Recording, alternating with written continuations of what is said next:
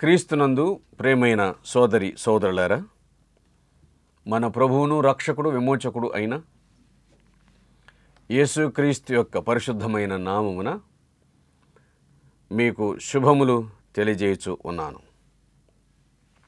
దేవుని వాక్యములో నుండి మనము యాకోబు పత్రిక 3వ అధ్యాయాన్ని ధ్యానం చేస్తూ ఉన్నాం. ప్రస్తుతం 5వ వచనము నుండి నేటి వాక్య భాగాన్ని ప్రారంభం చేసుకుందాం. అలాగుననే నాలుక కూడా చిన్న అవయవమైనను బహుగా అదిరిపడును. ఎంత కొంచెము నిప్పు ఎంత విస్తారమైన అడవిని తగులబెట్టును. నాలుక చిన్న అవయవం. నాలుక చిన్న అవయవం. శరీరములో ఉన్న అవయవాలన్నిట్లో పోల్చితే నాలుక ఒక చిన్న అవయవం. కానీ అది బహుగా అదిరిపడును అనగా అతిశయపడును అని ఉంది. ఏమీ చేతగాని వాడు కూడా ఎంతో ఎక్కువగా మాట్లాడడానికి గల కారణం ఏంటి అంటే నాలుకనే కదా, అది ఉన్నందుకే కదా. ఏమీ చేయలేని వాడు కూడా ఎంతో చేస్తాను అని చెప్పటానికి గల కారణం ఏం చేయాల్సిన అక్కరలేదు, మాట్లాడితే చాలు కదా. ఎంత అసమర్థుడైనా సమర్థునిలాగా ప్రవర్తించాలంటే నాలుక చాలు కదా, మాట చాలు కదా. చిన్న అవయవం బహుగా అతిశయపడును, బహుగా అదిరిపడును. తనను గూర్చి గొప్పలు చెప్పుకోవాలి, ఇతరులను పడగొట్టాలి, తనను తాను కట్టుకోవాలి అంటే నాలుక కంటే మించిన సాధనం ఏముంది? ప్రపంచంలో ఉన్న వాళ్ళందరినీ చెడ్డవారుగా చేసి తనను ఒక్కరిని మంచిగా మాట్లాడుకోవటానికి ఈ భూమి మీద ఉన్న ఏ పెద్ద యంత్రం అక్కర్లేదు, ఒక చిన్న నాలుక చాలు కదా. కాబట్టి నాలుకను గూర్చి దేవుని వాక్యం చాలా మాటలను చెప్తూ ఉంది. ఇదొకటి బాగుంటే దేహం అంతా కూడా బాగుంటుంది అని, దీన్ని స్వాధీనం చేసుకుంటే సర్వ శరీరాన్ని అదుపు చేసుకున్నట్లే అని. ఇది చిన్న అవయవం కానీ బహుగా అదిరిపడుతుంది అంటూ పోలిక చెప్పాడు. పెద్ద అడవిని కాల్చడానికి ఎంత నిప్పు కావాలి? ఒక పెద్ద అడవిని తగలబెట్టడానికి ఒక చిన్న అగ్గిపుల్ల చాలు కదా. ఒక కొండను నాశనం చేయాలంటే ఒక చిన్న అగ్గిపుల్ల చాలు కదా. కొంచెం నిప్పు చాలు కదా విస్తారమైన అడవిని తగలబెట్టడానికి అని యాకోబు ప్రశ్నించాడు. ఇవన్నీ వాస్తవమైన సంగతులే కదా. కొందరి జీవితాలను నాశనం చేయటానికి, ఇంకా కొన్ని సంవత్సరాలు బ్రతికే వాళ్ళ జీవితాలను పాడు చేయటానికి, కొందరి వ్యక్తుల వ్యక్తిత్వాన్ని హననం చేయడానికి, దహనం చేయడానికి కేవలం ఒక చిన్న నాలుక చాలు కదా. దీని ద్వారానే ప్రపంచంలో యుద్ధాలు, దీని ద్వారానే కుటుంబంలో కలతలు, దీని ద్వారానే సమాజంలో పోట్లాటలు, దీని ద్వారానే సంఘాల్లో సంస్థల్లో అన్నింటిలో కలుగుచున్న అనర్థాలకు కారణం ఏమిటి? ఈ చిన్న నాలుక. ఈ చిన్న నాలుక దీని ద్వారానే కదా. గనుక ప్రియులారా, ఇది చిన్నది బహుగా అతిశయపడుతుంది. ఏమైనా చేయగలిగిన సామర్థ్యం ఉండి కూడా మేమేమి చేయలేమని చెబితే మా చేతనేమవుతుంది అంటే అప్పుడు నాలుక గొప్పతనం అవుతుంది. ఏం చేయలేకపోయినా నేనేం చేస్తానో నీకు తెలుసా అంటే అది నాలుక యొక్క బలహీనత అవుతుంది. మాట్లాడలేకపోవటం బలహీనత కాదు, అదో పెద్ద బలం. మాట్లాడి బయటపడడం అదో పెద్ద బలహీనత. కాబట్టి మన నాలుకను మనం జాగ్రత్త పరుచుకుందాం, వాటిని మనం అదుపు చేసుకుందాం. పెద్దలు సామెత చెప్పినట్లు అన్ని ఉన్న ఆకు అణిగిమణిగి ఉంటుందట, ఏమీ లేని ఆకే ఎగిరెగిరి పడుతుంది అన్నట్లు సాత్వికం కలిగినటువంటి వారు, సకల సద్గుణాలు కలిగినటువంటి వారు, తమ్మును తాము స్వాధీనం అదుపు చేసుకొనగలిగిన వారు కష్ట పరిస్థితుల్లో కూడా తమ నాలుకను అదుపు చేసుకుంటారు. యోబు ఈ విషయాలందు కూడా దేవుడు తనకు అన్యాయం చేశానని నోటి మాటతో కూడా చెప్పలేదంటే మాటతో కూడా పాపము చేయలేదు. 39వ కీర్తన మొదటి వచనంలో, నా నాలుకతో నేను పాపము చేయకుండానట్లు నా మార్గములను జాగ్రత్తగా చూసుకొందును. భక్తిహీనులు నా ఎదుట ఉన్నప్పుడు నా నాలుకకు కళ్ళెం పెట్టుకొందును అన్నాడే. నా నోటికి కళ్ళెం పెట్టుకొందును అన్నాడే. ఎంత మంచి మాట. భక్తిహీనుల నాలుకలు భక్తిపరుడి నాలుకను కూడా ప్రేరేపిస్తాయి. అదే దావీదు చెప్పినటువంటి విషయం. నా నాలుకతో పాపము చేయకుండానట్లు జాగ్రత్త పరుచుకొందునని యోబు చెప్పిన మాట 31వ అధ్యాయం 30వ వచనంలో మనం జ్ఞాపకం ఉంచుకోవాలి. పాపాలు పరివిధాలు, మనస్సులోని తలంపులు, కళ్ళలోని చూపులు, అలాగే చేతలు, తదుపరి మాటలు. మాటల పాపం, నా నాలుకతో పాపం చేయకుండానట్లు నా మాటల పాపం ఉంది, చూపుల పాపం ఉంది. మత్తయి సువార్త 5:28లో ప్రభు చెప్పిన మాట, ఎవడైనను ఒక స్త్రీని మోహపు చూపుతో చూస్తే అప్పుడే తన హృదయమందు ఆమెతో వ్యభిచరించిన వాడగును. ఇదో మానసిక వ్యభిచారం. ప్రియులరా, మన దేహం స్వాధీనములో ఉండాలి అంటే ఈ ఇంద్రియ నిగ్రహం అనేటువంటిది చాలా అవసరం. మన మనస్సు అదుపులో ఉండుట, మన నాలుక అదుపులో ఉండుట, మన కళ్ళు అదుపులో ఉండుట, సర్వ శరీరం అదుపులో ఉండాలి అంటే దేవుని వాక్యం చెబుతుంది నాలుక జాగ్రత్త పడాలి అని. ఎంత కొంచెం నిప్పు ఎంత విస్తారమైన అడవిని తగలబెట్టును. నాలుక అగ్ని. నాలుక మన అవయవంలో ఉంచబడిన పాప ప్రపంచం. అబ్బా, దీనిని గూర్చి ఎన్ని మాటలు చెప్పాడు యాకోబు.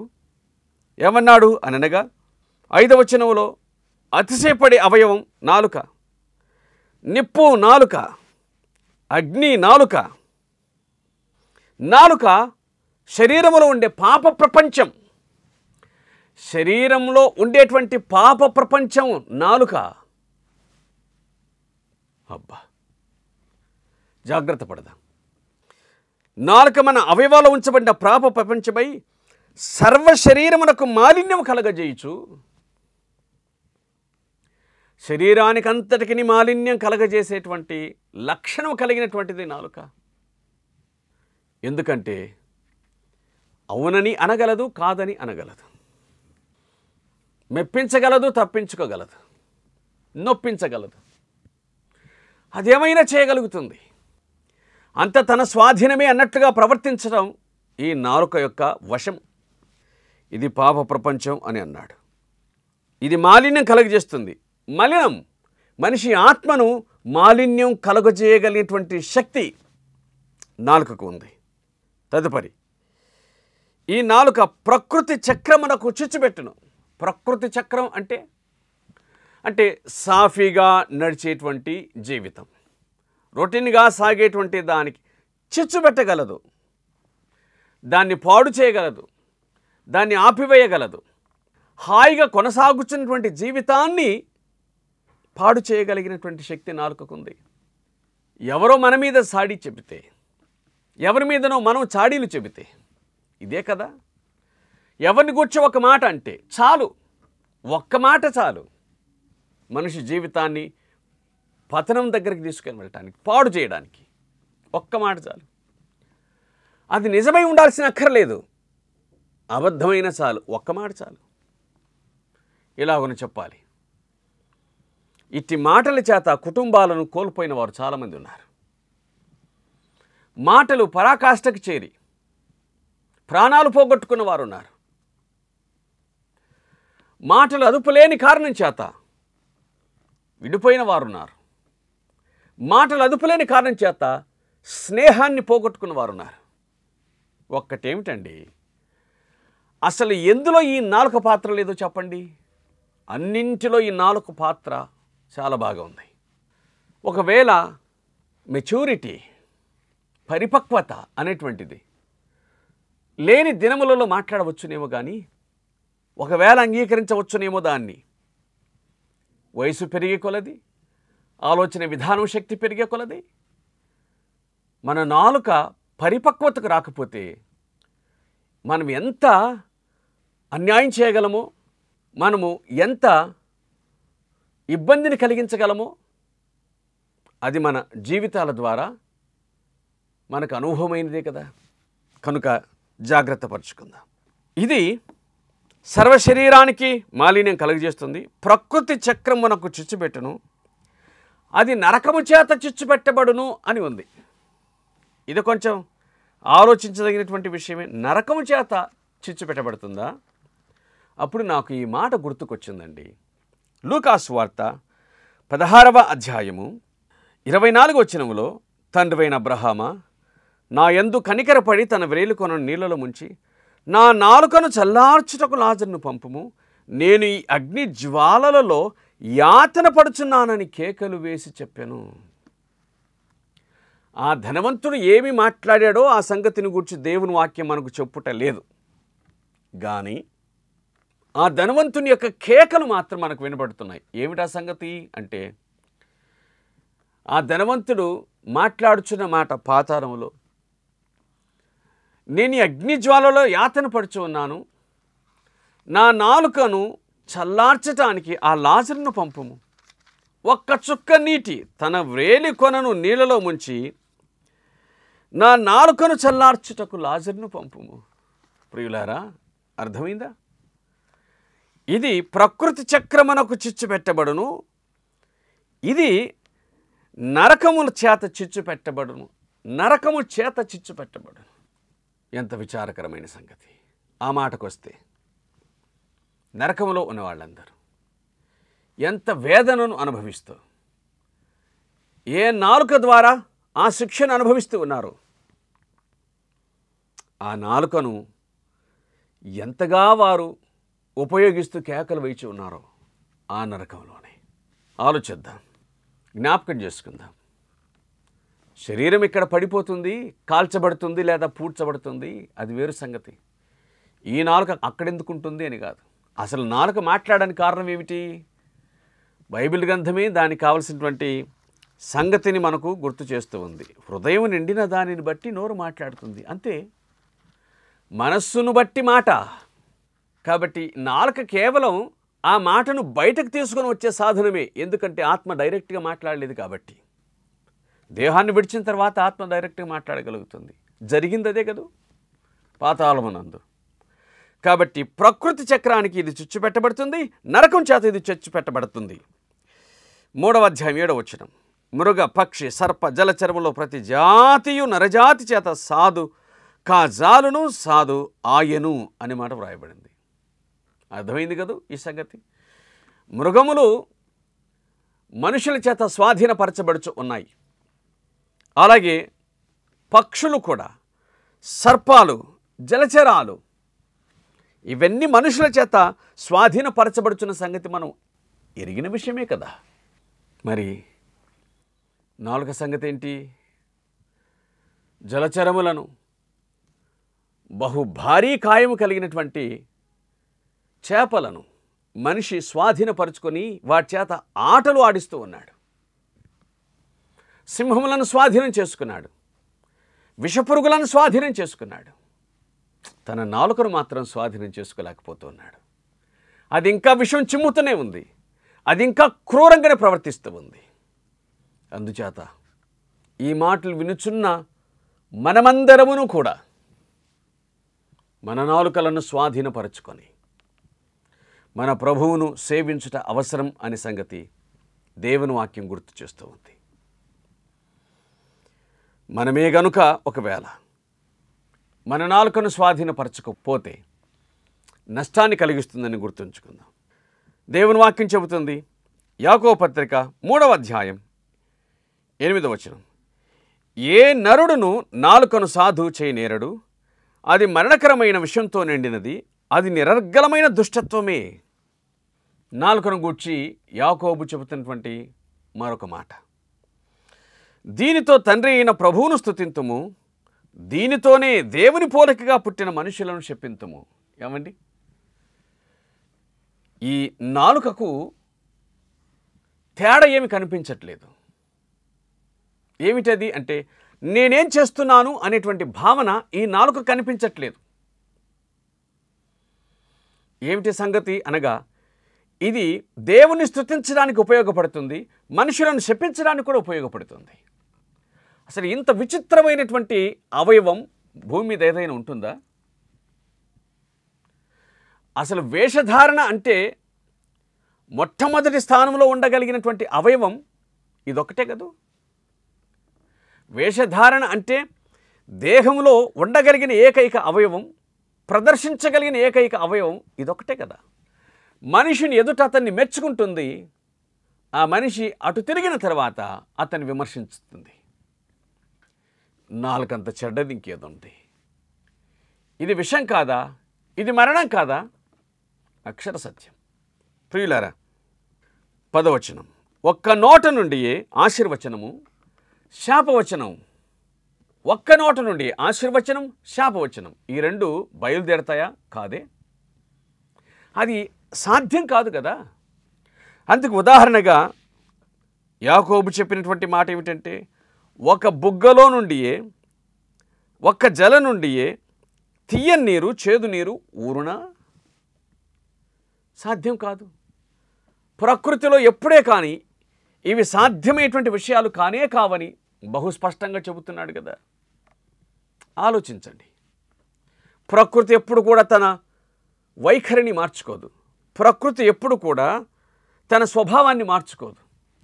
ఒక్క జల నుండి అయితే మంచినీరు, లేకపోతే చేదు నీరు ఊరుతుంది. కొంతకాలం అది, కొంతకాలం ఇది. ఏ జలం నుండి మనము ఆ నీటిని పొందలేమే. అలాగే ఒక చెట్టు, అది అంజూరపు చెట్టు అయితే అంజూరపు కాయలు, ఒకవేళ అది ఒలివ చెట్టు అయితే ఒలివ కాయలు. ఇవే కదా ప్రకృతిలో మనం చూసేది. మామిడి చెట్టు అయితే మామిడి కాయలు, జామ చెట్టు అయితే జామకాయలు. ఏ చెట్టు ఆ కాయలనే ఫలిస్తుంది కానీ తద్విరుద్ధంగా ఇతర కాయలను ఫలించదు కదా, ఫలములను ఫలించదు కదా. కానీ మనిషి తన నాలుకతో ఏ పండునైనా సృష్టించగల సమర్థుడే. అది ఈ నాలుకకున్న శక్తి. కాబట్టి ఒకే వచనం, ఒకే నోటి నుండి ఆశీర్వచనం శాపవచనం బయలు వెళ్ళునా? వెళ్తాయి. అట్లు వెళ్ళకూడదు నా సహోదరులారా అని అంటూ ఇలాగున మనం ఉండకూడదు అన్నాడు. కాబట్టి అలాగున మనము ఉండకూడదు అనేటువంటి ఆ సత్యాన్ని జ్ఞాపకం చేసుకొని, ప్రియులారా, మనల్ని మనం ప్రభువునకు అప్పగించుకొని, మన జీవితాన్ని ప్రభువునకు అప్పగించుకొని జీవించవలసిన బాధ్యత మన మీద ఉంది అనే సత్యం దేవుని వాక్యం మనకు జ్ఞాపకం చేస్తూ ఉంది. మరచిపోకండి, నాలుక సమస్తాన్ని అనగా మన శరీరాన్ని అంతటిని కూడా స్వాధీనం చేసుకుంటుందట. ఒకవేళ మనం నాలుకను స్వాధీనం చేసుకుంటే మనం మన శరీరాన్ని అదుపులో ఉంచుకుంటున్నట్లు లెక్క. మన శరీరం నాలుక స్వాధీనమైతే మన జీవితం నాశనం. మనము నాలుకను స్వాధీనం చేసుకుంటే మన జీవితం క్షేమం. కాబట్టి నాలుక విషయమై జాగ్రత్త పడి దాన్ని అనవసరంగా ఉపయోగించి దేహం మీదకు దెబ్బలు తెచ్చుకొని మనుషులమైన మనము ఇతరులతో సంబంధాలు పోగొట్టుకొని జీవించకుండా మనల్ని మనం భద్రం చేసుకొని జీవించాలని దేవుని వాక్యం జ్ఞాపకం చేస్తూ ఉంది. అలాగున చేయుటకు ప్రభువు మనకు కృపను అనుగ్రహించి దర్శించునుగాక. ఆమేన్. ప్రార్థన చేద్దాం. ప్రేమ కలిగిన మా తండ్రి, పరిశుద్ధుడవును విమోచకుడవును రక్షకుడవు అయినటువంటి మా ప్రియ ప్రభువా, మీ ఘనమైన నామమునకు మా హృదయపూర్వకమైన కృతజ్ఞతాస్తుతులు చెల్లిస్తూ ఉన్నాం. నాలుకను గుర్చి మీరు మీ గ్రంథంలో వ్రాయించిన మాటలన్నిటిని బట్టి మీకు స్తోత్రాలు వందనాలు చెల్లించుకుంటూ ఉన్నాం. మరి ఈ సమయమునందు పలుకబడిన ప్రతి మాటను మా జీవితంలో మేము సరిచేసుకొని మా నాలుకలను స్వాధీనం చేసుకొని మా జీవితాలను బాగు చేసుకుంటూ కావలసిన కృప మీరు మాకిచ్చి మహిమను పొందుమని మా ప్రార్థన. ఈ మా మనవులను మీరు ఆలకించి అంగీకరించమని వేడుకొనుచున్నాం. మీ కృపా బాహుల్యం చేత మమ్మల్ని దర్శించమని మా ప్రార్థన. దీవించండి, కనికరం చూపించి ఆశీర్వదించమని వేడుకుంటున్నాం. ప్రియ ప్రభువా, మీకు స్తోత్రాలు. మీ మాటలోని బిడ్డలందరినీ దర్శించమని క్రీస్తుపేట వేడుకొనుచున్నాము తండ్రి. ఆమేన్.